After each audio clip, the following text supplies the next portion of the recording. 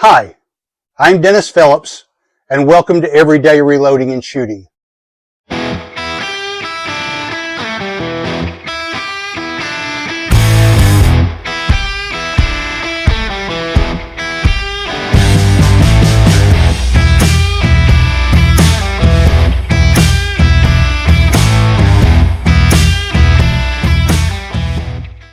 On the video that you're about to watch, you'll see this target where I actually stopped at the range a little bit earlier than I should have. I believed I was having pressure signs. I was getting flattened primers here and I had some stretched cases. I said there was not a problem with head spacing, but as I was resizing my cases, I pulled out my headspace comparator and it did seem like it was a little bit off. I don't know how my dies get out of adjustment, but it was, so I have reset that. When I checked the Hodgdon reloading data, I compared it with the 23.5 grains of varget powder that I've been shooting with the 73 grain ELD match bullets. And as it turns out, this 40 grain with the Hodgdon H335 at 27.1 has about 1,000 pounds less pressure per square inch than the varget powder and the 73 grain ELD match that I've been shooting. These loads still may have some head spacing issues, so I'll be prepared to remove a split case if that happens.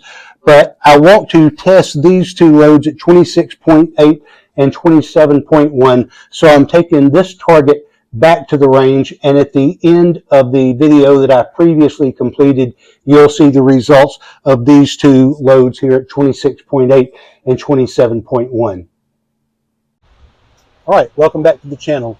Once again, we're at the Georgia Gun Club's 100-yard indoor rifle range, and I'm shooting my Tikka T3X Ace target, chambered in .223 Remington with an Arkin SH4 60-24x50 rifle scope.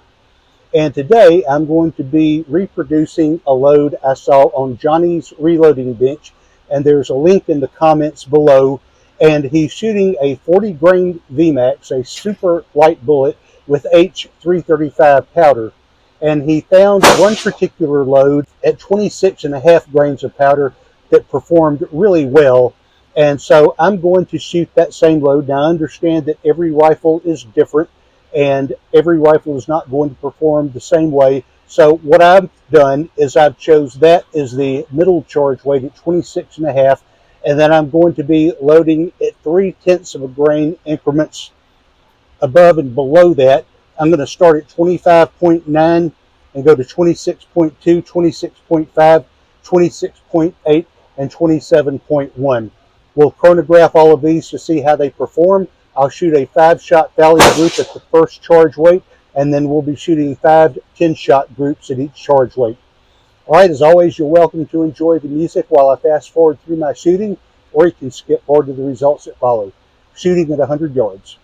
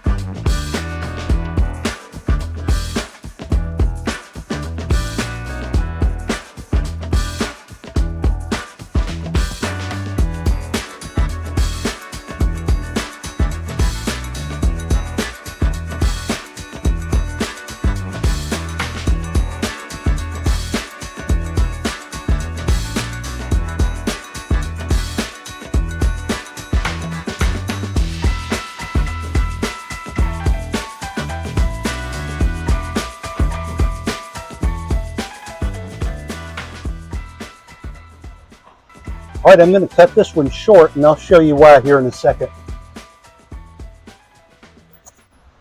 The load that Johnny shot in Johnny's reloading ditch at 26.5 grains performed really well, but I saw a number of rounds in here where the cases are starting to split.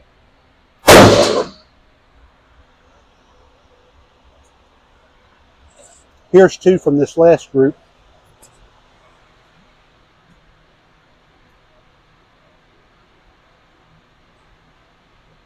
see that shiny ring between my thumbs there?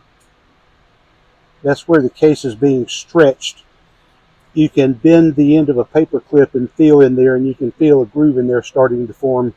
On the fouling shot, I had one of these. I also had one that actually split. The primers are also fairly flat. I'm not sure if I see an ejector mark right here at this corner or not. Maybe. But the primers are definitely flattening. So this is as high as I'm going to go on the pressure. I have the other loads. The other rounds are already loaded and made up at the 26.8, 27.1. But I'm not going to shoot those. I'm going to stop right here because I'm a little concerned about the pressure signs. But we'll take these home, measure these with a Hornady app, and get back to you with the results. So stay tuned. All right, let's finish this thing up.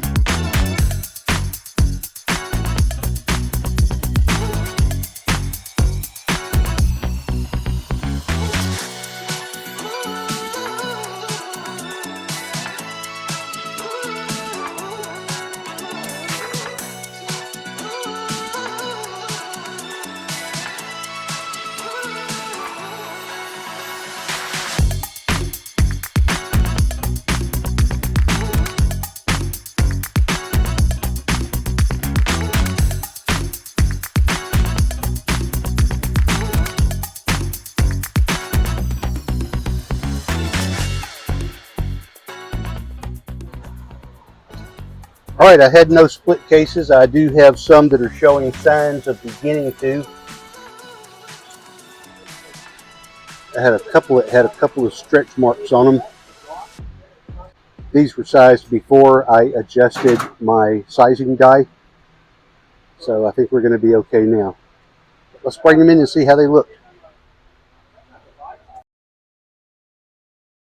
The last two definitely did not perform as well as the lower charge weights.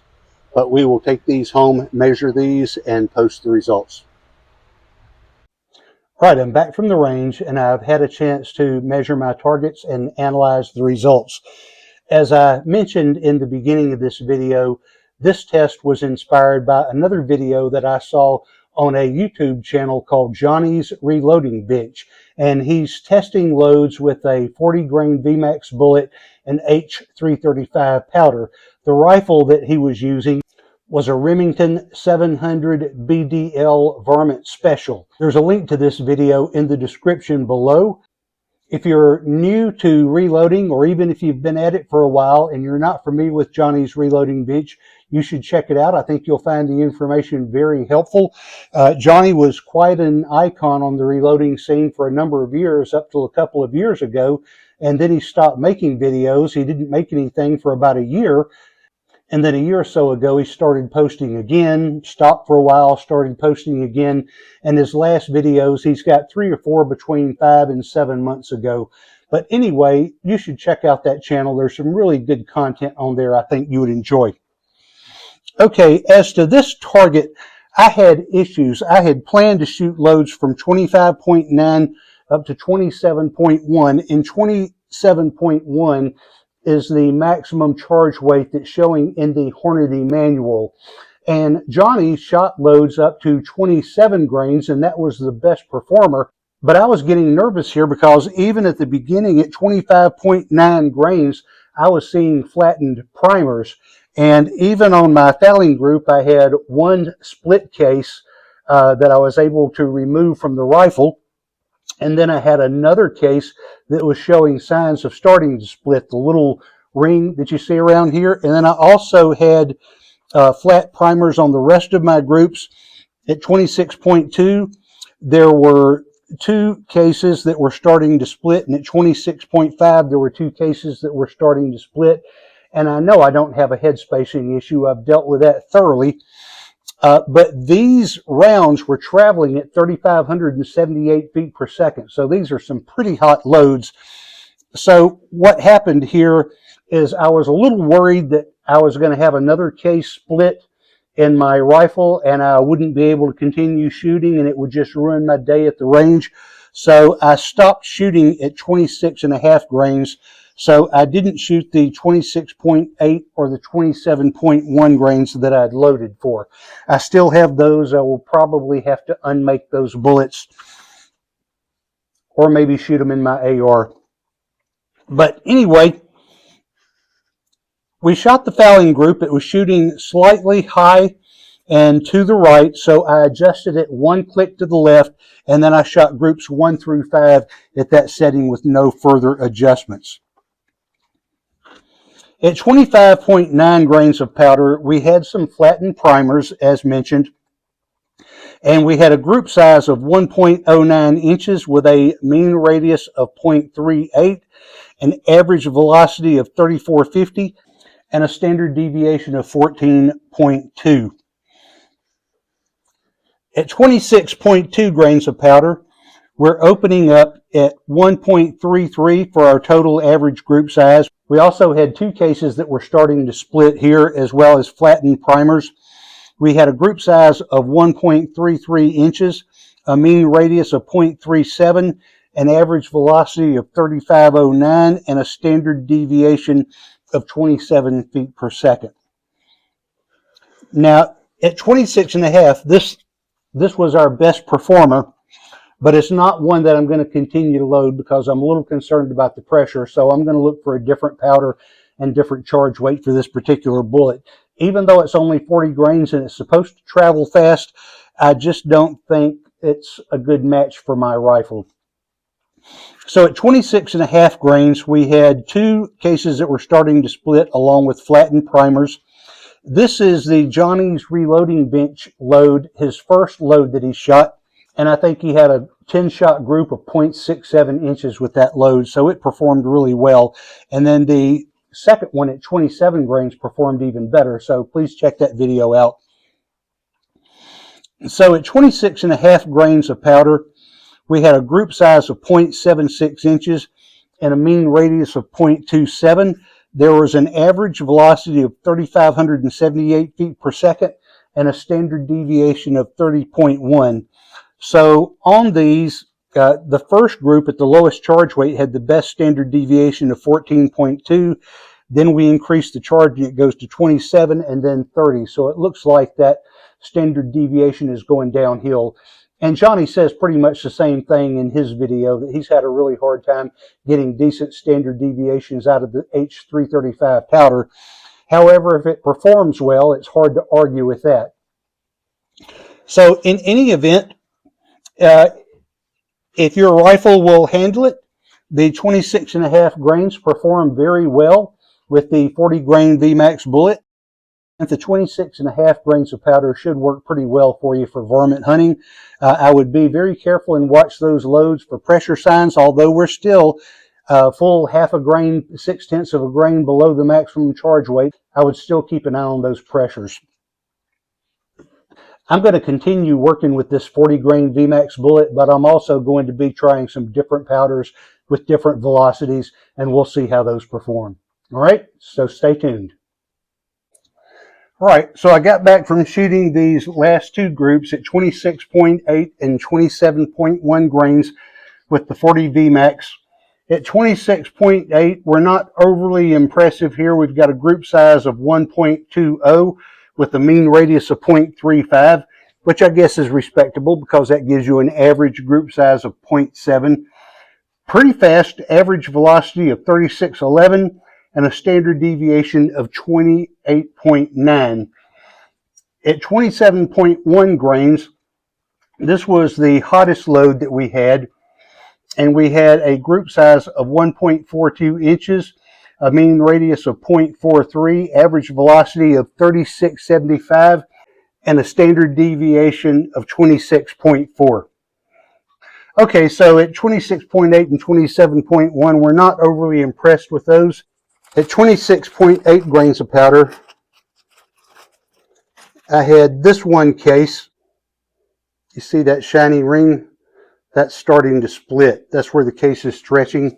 And at 27.1, I had 3 shiny ring that's starting there, right about where my thumb is. All 3 of these have that. It's more pronounced on that middle one, but you take a paper clip and you feel in there, and you can feel that indentation inside the case, and that's where it's starting to separate. So I think there really was a problem with head spacing on these, because I discovered that when I was resizing. So anyway, we were below pressure. The primers were a little bit flattened. Here's a picture of those. But as we increased the powder charge, we didn't improve our performance. Velocity is not always an indicator of performance. You got to find out what your rifle likes. And for this particular test, it seemed like the Tikka Ace really liked this 26.5 grains. That was the best performer. These are 10-shot groups, and I got 10 shots at 0.76 inches with a mean radius of 0.27. Standard deviation was 30.1, but again, that standard deviation is not nearly as important as the performance of that bullet. Anyway, so there you have it. I may do a little bit more experimenting with this 40 Vmax bullet and some different powders. I have quite a few of these that I'm going to load, so I will look at some different powders and see if we can find some that perform maybe better than the H335. All right, so stay tuned.